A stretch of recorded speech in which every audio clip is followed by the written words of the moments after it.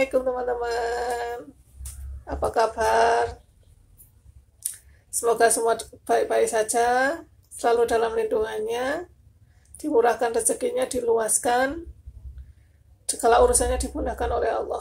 Amin. Terima kasih yang sudah klik video saya. Semoga menjadi amal buat teman-teman semua. Kita akan melanjutkan Q&A yang kemarin ini, masih banyak pertanyaan kemarin. Kita langsung lanjutkan saja ya. Ini ada pertanyaan dari Mega Herpawati. Halo Kak Mega, terima kasih. Pagi Bunda, mau tanya Bun, sebenarnya Bunda sakit apa? Saya perhatikan setiap konten Bunda, maaf ya Bun, sambil tiduran terus, dan hanya sebelah tangan Bunda yang digerakin. Sebelum kejadiannya seperti itu, apa yang Bunda rasain? Maksudnya gejala apa? Oh, untuk sakit apa? Kemarin sudah saya jelaskan ya, saya sakit mielitis. Gejalanya juga kemarin sudah saya bicarakan. Untuk ini yang tiduran dan yang gerak tangan, sebenarnya ini bisa gerak. Ini gerak, saya itu bergerak dari sini cuma tangan ke atas yang bisa gerak. Kalau dada ke bawah, mati rasa, tidak bisa bergerak. Dan dipegang juga tidak terasa. Terima kasih untuk Kak Mega, semoga pertanyaannya, jawabannya memuaskan. Yang berikutnya adalah dari kata hati, bagaimana caranya bersyukur? Bagaimana ya? Saya pun juga sedikit kurang paham bagaimana caranya bersyukur ya, mungkin dengan tidak mengeluh. Siapa ya? Ya, dibuat bahagia aja. Apapun keadaan kita, bersyukur. Kita mungkin lihat ke bawah, mungkin ada yang lebih menderita daripada kita, itu mungkin cara kita bersyukur. Kadang sesama anggota saya yang sakit, teman-teman yang sakit pun kadang bilang, pas dirawat di rumah sakit, ada orang yang sakit kanker, setiap hari, setiap jam, setiap detik, setiap menit, mengeluhkan rasa sakit, makan pun susah. Nah, kalau saya mungkin masih bersyukur, bisa makan enak, tidur pun ya walaupun nyenyak lah, bisa tidur nyenyak, dan mungkin tidak mengeluh. Mungkin itulah cara bersyukur. Yang penting jangan melihat ke atas, tapi melihat ke bawah. Yang berikutnya saya cari dulu. Ini pertanyaan berikutnya dari It's Merge ya tulisannya.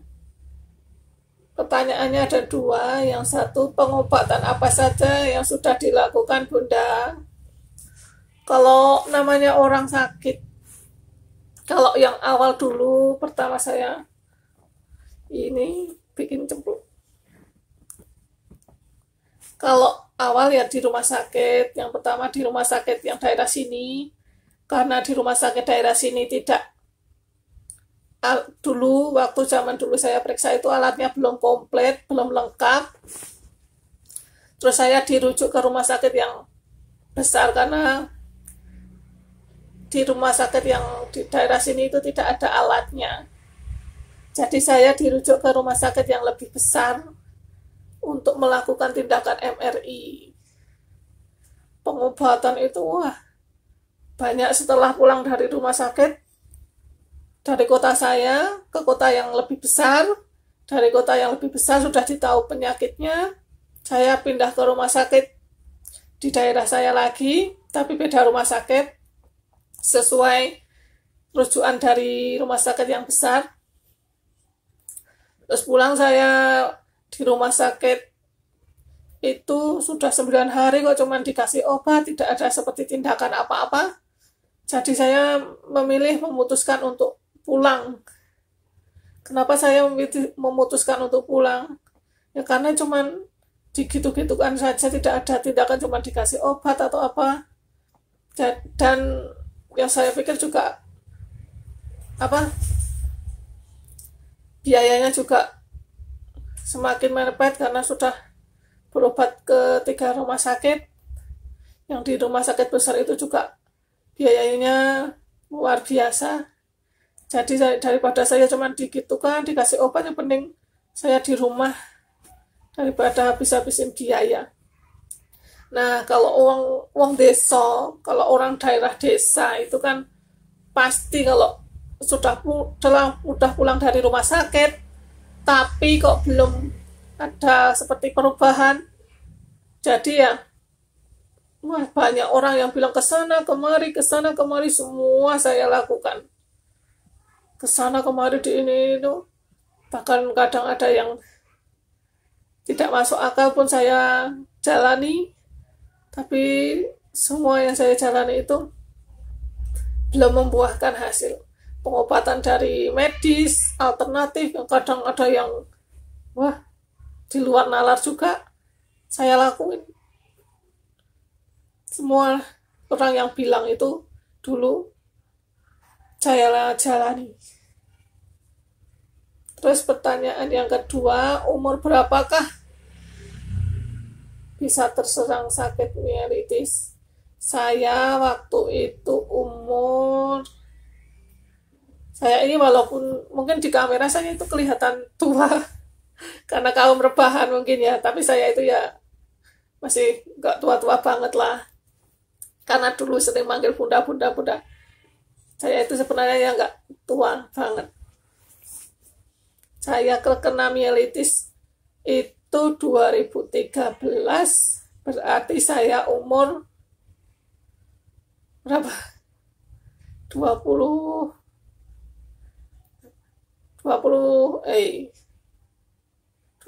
tahun. Iya, 26 tahun saya terserang mielitis. Saya itu menikah umur 24. Jadi sebenarnya masih masa-masa indahnya berumah tangga, tapi ternyata sudah seperti ini. Disyukuri mawon. Yang berikutnya adalah pertanyaan dari Ike Sayekti. Terima kasih Mbak Ike, Mbak Say. Sakitnya Pean itu udah berapa tahun? Terus udah coba berobat di mana saja?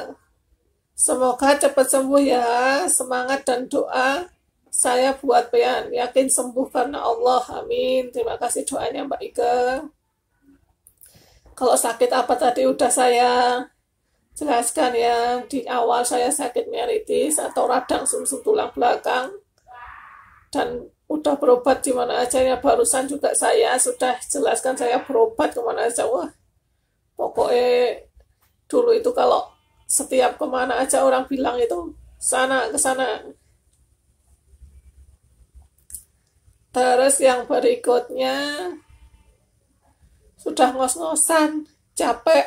Saya itu kelemahannya kalau ngomong kelamaan, capek, jadi ngos-ngosan, nanti lama-lama suaranya mengecil. Ini saya itu pertanyaan lagi, kan masih banyak ada pertanyaan. Bentar. Ini pertanyaan dari Dewi 18 Rose Kitchen. Bagaimana cara mengatasi rasa bosan yang Bunda alami sekarang? Maaf jika Bunda berada di rumah atau di kasur terus. Cara mengatasi kejenuhan. Dulu itu awal sakit sampai sebelum saya membuat channel YouTube, saya itu merasa bosan sekali. Kadang sudah nonton ya HP YouTube masih bosan, udah gini-gini. Apa yang ada pikirannya kesana kemari, yang entah nggak ada